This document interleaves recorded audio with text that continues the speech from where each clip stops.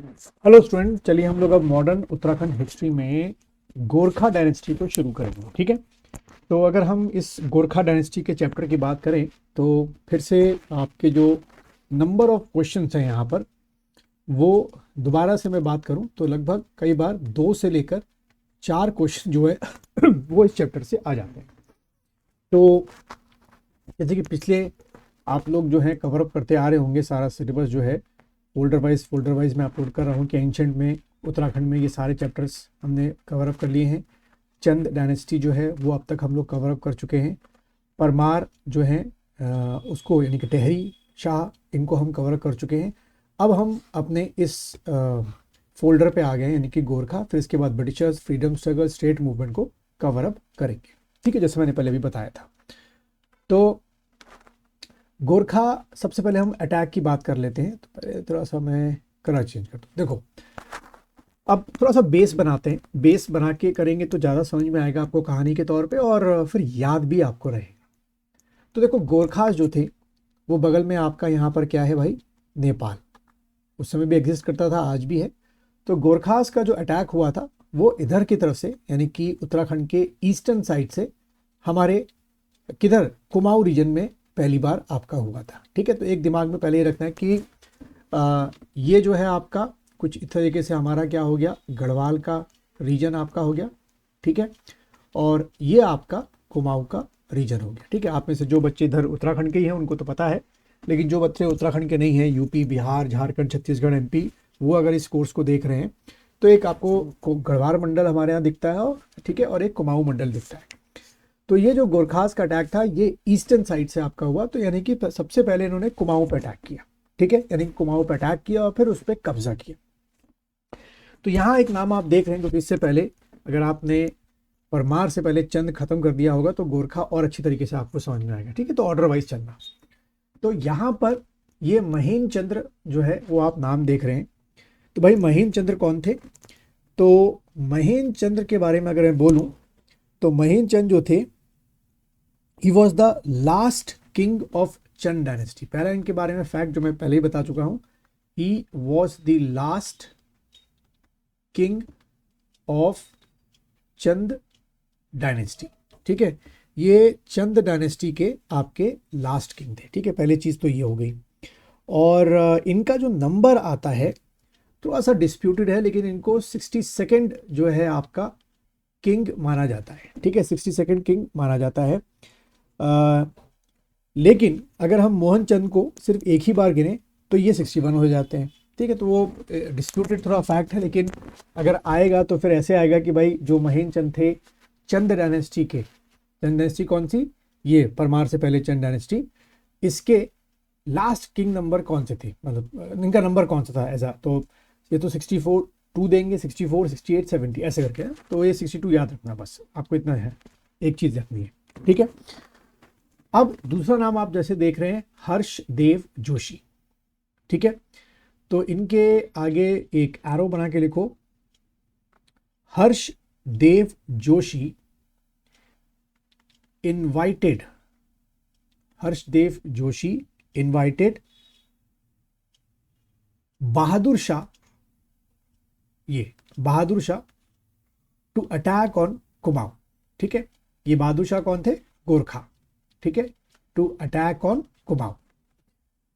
तो क्वेश्चन यहां से क्या बनेगा, जितना भी मैंने आपको फैक्ट बताया कि चंदों में वो कौन सा ऐसा पर्सन था which invited Gorkha Bahadur Shah to attack on Chand dynasty और to attack on Mahendra Chand.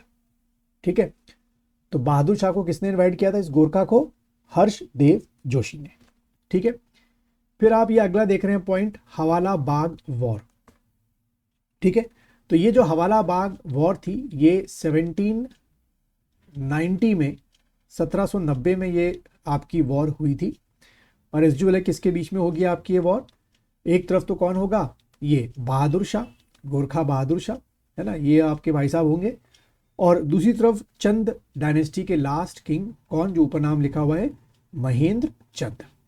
ठीक है, तो ये एक और हमारा एमसीक्यू क्वेश्चन बन गया कि हवाला बाग वॉर कब हुई, तो 1790 में, 1790 में आपकी हुई। किसके बीच में आपकी हुई? तो महेंद्र और गोरखा बहादुर शाह के बीच में हुई।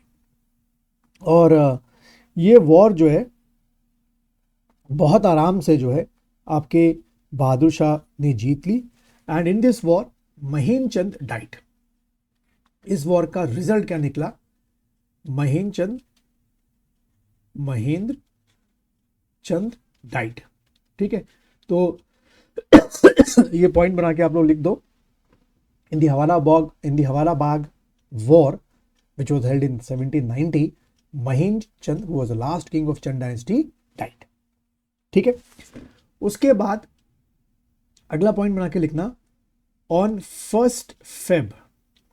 ठीक है, ऑन 1 Feb आपका 1790, on 1 Feb 1790 Gorkha captured Almora. मैं आपकी तरफ देखो, आपको अल्मोड़ा दिखेगा। गोरखा कैप्चर्ड अल्मोड़ा। तो देखो ये रहा आपका अल्मोड़ा जिसको मैं सर्किल कर रहा हूँ, मैं आपकी तरफ देखो। इसको गोरखाज ने क्या कर लिया? कैप्चर कर लिया। और अल्मोड़ा के साथ साथ बहुत बड़ा एरिया पिथौरागढ़ का, बागेश्वर का, नैनीताल का, चंपावत का भी जो है वो इनके कब्जे में आपका आ गया।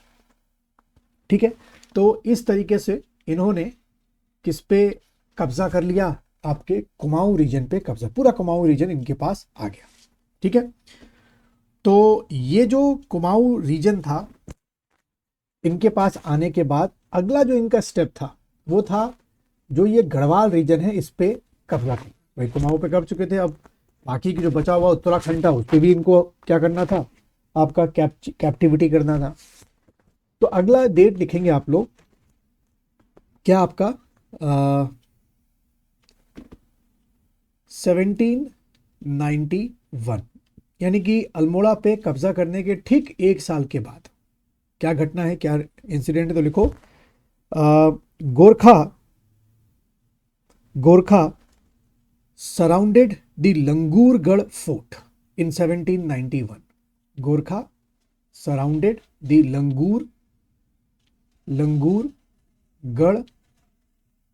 लंगूरगढ़ फोर्ट इन 1791। ठीक है, तो ये गढ़वाल का एक बहुत स्ट्रॉन्ग फोर्ट माना जाता था। तो इन्होंने भाई अपना अगला स्टेप लिया और आगे की तरफ बढ़े। फिर अगला एक और लिखो, ईयर 1792। ठीक है, 1792 लिखेंगे। अब यहाँ पे क्या हुआ? लिख दो treaty of Langurgarh. Treaty of Langurgarh. ठीक है, ट्रीटी ऑफ लंगूरगढ़। और ये जो ट्रीटी ऑफ लंगूरगढ़ थी ये किसके बीच में हुई? ये आपकी हुई प्रगुन शाह जो कि गढ़वाल के किंग थे, प्रगुन शाह। ठीक है, प्रगुन शाह एंड आपके गोरखा, प्रगुन शाह और गोरखा के बीच में हुई। ठीक है, इसमें यह तय हुआ कि भाई प्रगुन शाह ने ही decided to give some amount of money to the Gorkhas.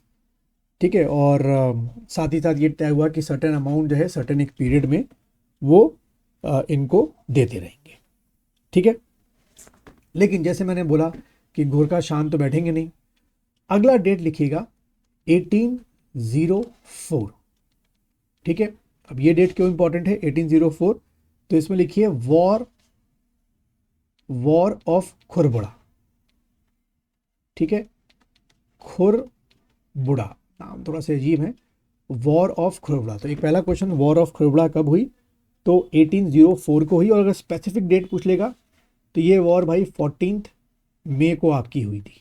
ठीक है, और इस वॉर में आपका क्या हुआ फाइनली कि फाइनली जो थे आपके गोरखाज ने गढ़वाल पे भी कब्जा कर लिया। Finally they captured Garhwal region. ठीक है, finally they capture Garhwal region. और दोनों जगहों पर, ठीक है, दोनों जगह कौन से, मैं थोड़ा सा ये 1790 से तो आपका किस पे? अल्मोड़ा पे। और 1804 से किस पे? आपके गढ़वाल पे। तो ये यानी कि ये कुमाऊं रीजन पे और ये आपके गढ़वाल रीजन, दोनों पर इन्होंने कब तक रूल किया, कब तक इनका आपका रूल हुआ? तो ये बच्चों आपका पूरा 1816 तक इनका क्या रहा? रूल। ठीक है, तो ये एक आपको दिमाग में लेके चलना है कि इस तरीके से उन्होंने कुमाऊं पे आपके 1790 से लेकर 1816 तक रूल किया और हमारे गढ़वाल के रीजन पे 1804 से 1816 तक आपका रूल किया। तो यहाँ से भी अगर आपने लिख लिया है तो काफ़ी जो आपके फैक्ट्स हैं वो यहाँ से क्वेश्चन के तौर पे बन सकते हैं। ठीक है, तो इतना आप लोग को जो है वो समझ में आ गया। ठीक है, अब हम लोग वापस गोरखास में आते हैं कि नेपाल में इनका क्या स्टेटस था, कैसे ये नेपाल में रूल करते थे, कौन कौन से किंग थे आपके, फिर गोरखा सूबेदार के बारे में पूछ लेते हैं और फिर आपका गोरखा जो एडमिनिस्ट्रेशन है उनके बारे में क्वेश्चन पूछते हैं। तो 3 पार्ट आपके एक तरीके से हो गए। ठीक है, तो आपके नवार कास्ट आपको पढ़ने में आ रही होगी। ठीक है, तो इसमें लिखिएगा कि according to historians the Newar caste people lived in Nepal. ठीक है, lived in Nepal. Newar caste people या Newar caste people live in Nepal. ठीक है, अब कई बुक्स में लिखा हुआ है कि 18th सेंचुरी में, ठीक है, 18th सेंचुरी आपके नेपाल में देयर आर 24 आपके क्या थे, रियासतें थी। ठीक है, रियासतें, और इन 24 रियासतों में आपकी एक जो रियासत थी वो, उस रियासत में कहते हैं कि एक किंग था आपका उस रियासत का, नर भूपाल शाह। ठीक है, नर भूपाल शाह। ठीक है, नर भूपाल शाह वो आपका रूल किया करता था। ठीक है, नर भूपाल शाह वो आपका क्या करता था, रूल करता था। ठीक, और नर भूपाल शाह के बाद उसका बेटा जो था पृथ्वी नारायण शाह, पृथ्वी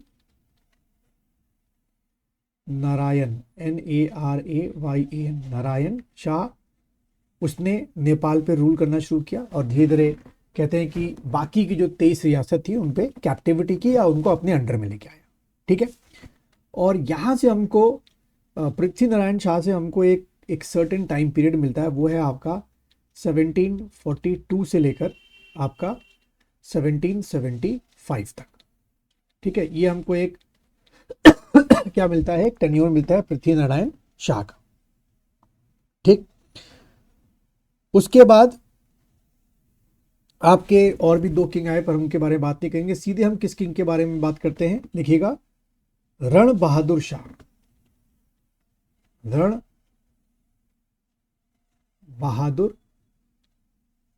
बहादुर शाह। ठीक है, और इन साहब रण बहादुर शाह का जो टाइम पीरियड है वो लिखिएगा, तो इससे आप लोगों को अभी कहानी बहुत कुछ समझ में आएगी। 1778 से लेकर आपका 1804 तक। ठीक है, तो देखो ये वो टेन्योर था जब, अगर हम जो अभी हमने पिछले पढ़ा था कि 1790 में कुमाऊं पर अटैक होने के बाद अल्मोड़ा या पूरे कुमाऊं पे कैप्टिविटी हो गई, और उसके बाद 1804 में आप नीचे देखो खुरबड़ा के वॉर के बाद पूरे गढ़वाल पे कैप्टिविटी गोरखाउस की हो गई। यानी कि रण बहादुर शाह जब किंग था तो उसने ही अपने आर्मी चीफ्स को, गोरखा जो आर्मी चीफ थे, आर्मी जनरल थे, उनको ये परमिशन दी कि भैया अब आप कुमाऊं और गढ़वाल पे अटैक करें।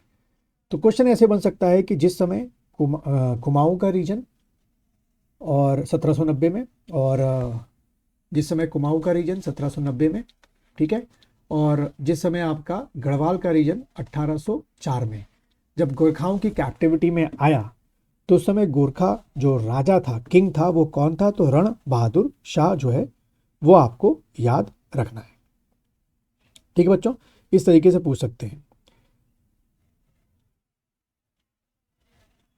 और रण बहादुर शाह के बारे में ही कहा जाता है कि आफ्टर 1804, ठीक है, ही बिकम्स अ मॉन्क, वो मॉन्क बन गया। ठीक है, और अपना नाम जो है इसने चेंज कर लिया और रख लिया निर्गुणानंद। निर्गुणानंद। और 1804 के बाद, यानी कि रण बहादुर शाह के बाद जो नया गोरखा नेपाली किंग बना वो था विक्रम शाह। ठीक है, विक्रम शाह, ये आपका नया नेपाली किंग। ठीक है, लेकिन मैक्सिमम किताबों में आपने ये लिखना है कि भाई जिस समय दोनों टाइम कुमाऊं पे 1790 में और गढ़वाल पे 1804 पर गोरखाओं की कैप्टिविटी हुई तो किंग कौन था, तो रण बहादुर शाह था, और इसी रण बहादुर शाह को निर्गुणानंद कहते थे क्योंकि ये मोंग बग गए थे, और उसके बाद राजा विक्रम शाह थे उनके। ठीक है, तो ये एक पॉइंट जो है वो आपको ध्यान में रखना है। ठीक, चलिए आगे बढ़ते हैं।